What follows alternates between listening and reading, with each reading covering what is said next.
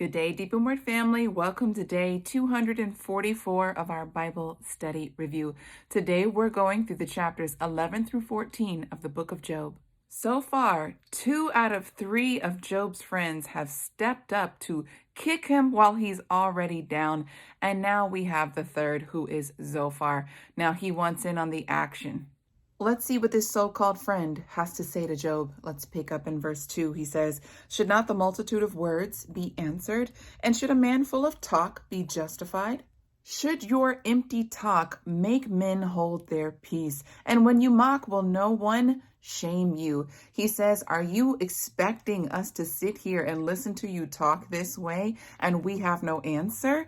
He basically is saying that. So let's pick up in verse 4. He says, "For you have said, my discourse or my teaching is pure, and I am clean in your eyes. But oh, that El would speak and open his lips against you, and that he would show you the secrets of wisdom, for they would double your prudence. And know that the El of all of creation overlooks some of your iniquity. Can you search out the deep things of Elohim? Can you find out the totality of the Almighty?" Verse 8, "It is as high as heaven. What can you do? It's deeper than Sheol. What can you know?"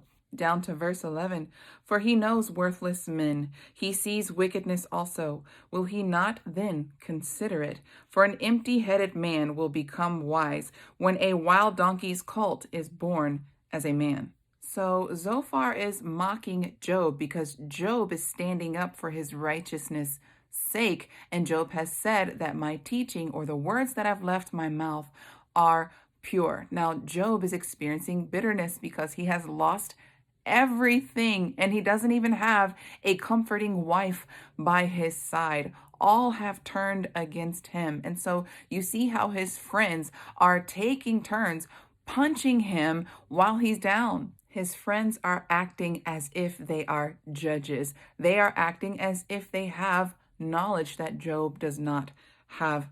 Let's pick up in verse 13. It says, "If you prepare your heart and stretch out your hands towards him, if iniquity is in your hand, put it far away, and do not let wickedness dwell in your tents. For then you will lift up your face without blemish. Yes, you will be steadfast and not fear." So the underlying tone is you must have sinned. You must have done something. So put it away from you, and then Yahweh will answer you. Let's pick up in verse 18. It says, "You will trust because there is hope. Yes, you will search about you, and you will look around and rest in safety. Also, you will lie down, and none will make you afraid. Yes, many will court your favor, but the eyes of the wicked will fail, and they will not escape, and their hope will be as the giving up of breath." Now we open up chapter 12 and we see that Job, he has no mediator, he has no lawyer, so he is defending his own case. This is what he has to say against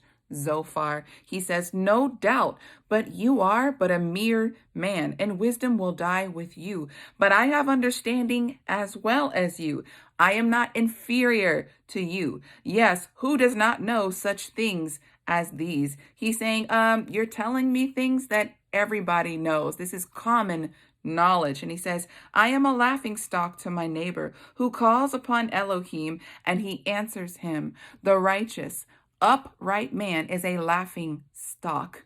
Again, Job is defending his innocence. Let's pick up in verse 6. He says, "The tents of robbers are at peace, and those who provoke Elohim are secure, into whose hand they bring their own God."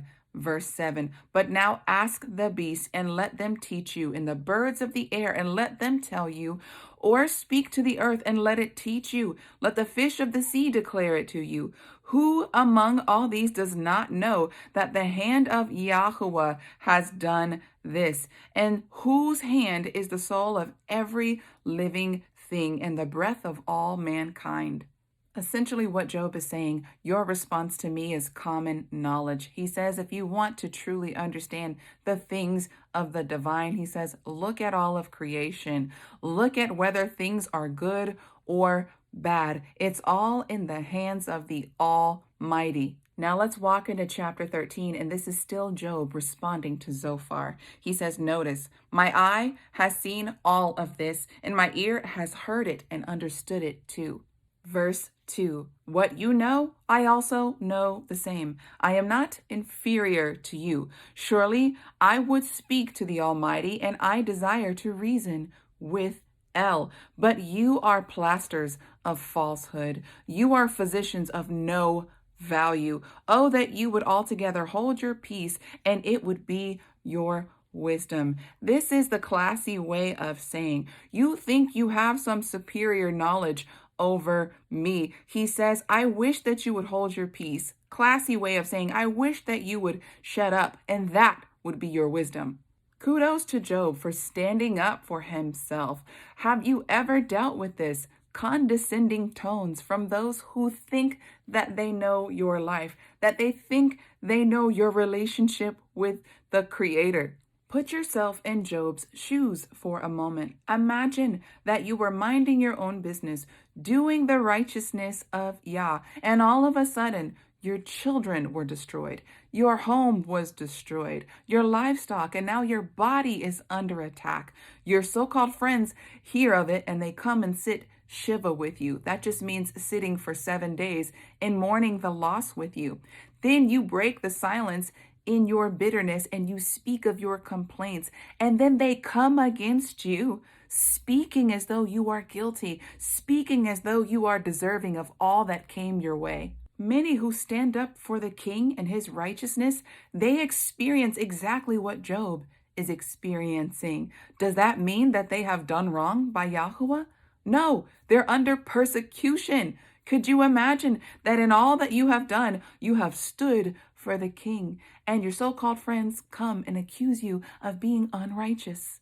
Let's pick up in verse 6 and let's see how else that Job stands up for himself. He says, hear now my reasoning and listen to the pleadings of my lips. Will you speak wickedly for Elohim and talk deceitfully for him? Will you take his side? Will you plead for God? He says, are you his representative? Are you the one who has come to reveal the nature of Yahuwah? Of course they are not. There's only one who came to do that, and that's Yeshua HaMashiach. Job is basically calling them false witnesses because they're acting as though they are the judge. They're acting as though they have the power of attorney to speak on behalf of the Almighty. All right, let's pick up in verse 10. He says, he will surely rebuke you if you secretly show partiality. Will not his excellence make you afraid, and then the dread of him fall upon you? Your reminders are parables made of ashes. Your answers are answers made of clay. He's saying your counsel is not divine. Your counsel is basic. Basic, boo. Be quiet is what he's telling them. He says, hold your peace. Leave me alone that I may speak, and let come on me what may. Let's pick up in verse 15. Though he slay me, yet I will trust in him, but I will defend my own ways before him. He also will be my salvation, for a hypocrite could not come before him. Listen carefully to my speech and to my declaration with your ears. See now, I have prepared my case. I know that I will be justified. Who is he who will plead with me? Job is basically saying, if you're my friend, you should know my character. You should know that I hold my integrity, and Yah will defend me. Yah will justify me. He says, will you stand with me? And no, his friends will not stand with him. Job is standing alone, seeking a righteous verdict from the judge, from the Almighty. All I got to say is get you some praying friends. If you don't have friends who know how to intercede on behalf of you, if you don't have friends who will go before the throne boldly to intercede on your behalf when you're going through trouble, it's time to get you some new friends. I don't call everybody friend. I know I have associates. There are people that I truly love, but those whom I call friends are the ones who will intercede, are the ones who will stand and pray with me, are the ones who will come and see about me when I'm down and low, and they will celebrate my wins as well. I don't have friends who won't do these things for me.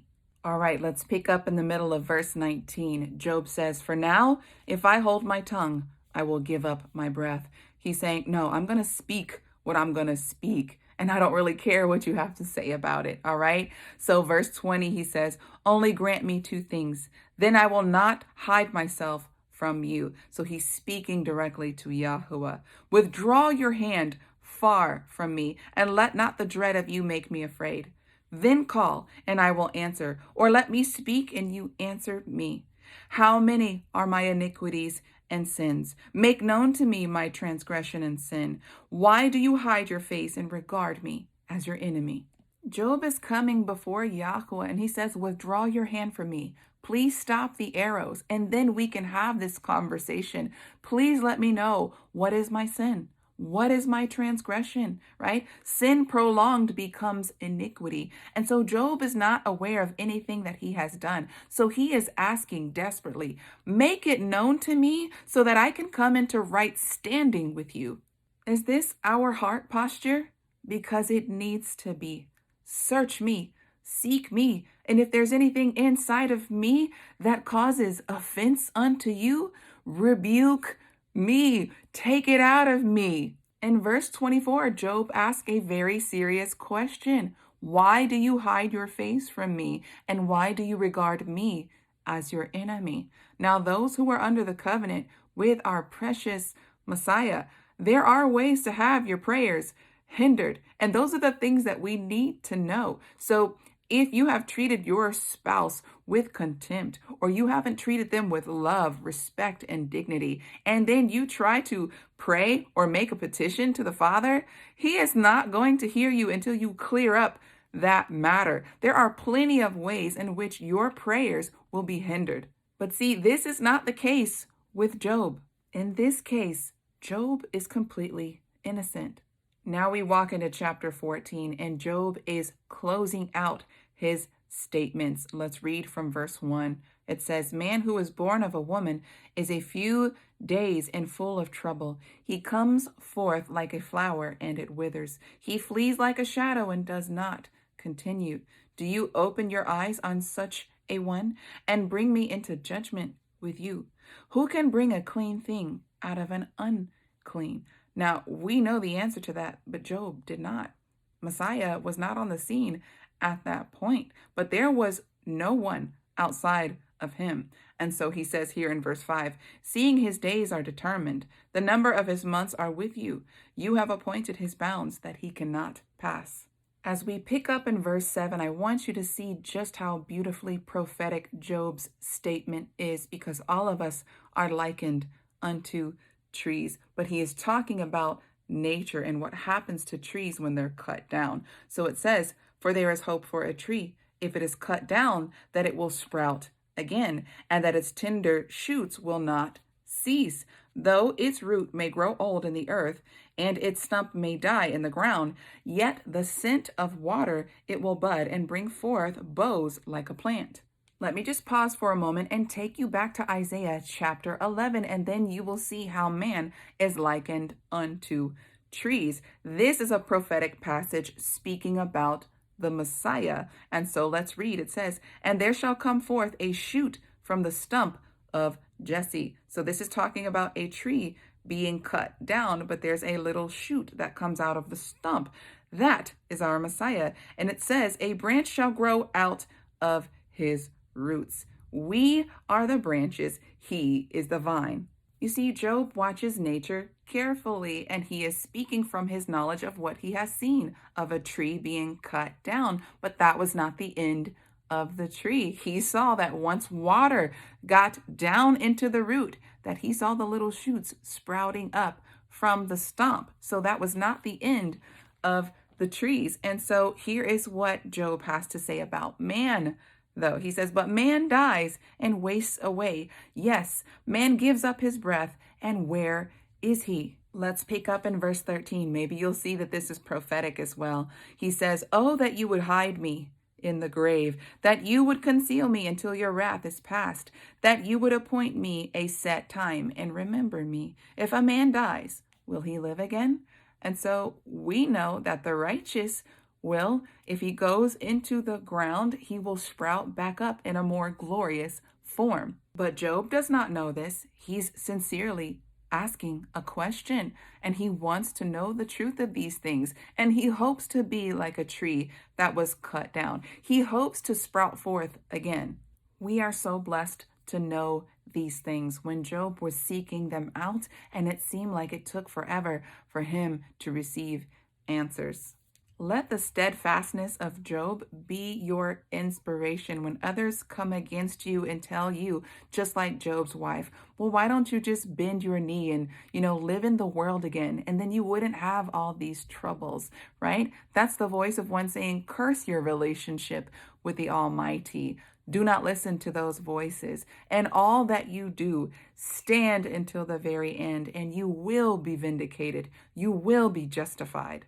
Deep and Word family, that's all that I have for you today. Until tomorrow, Yah bless.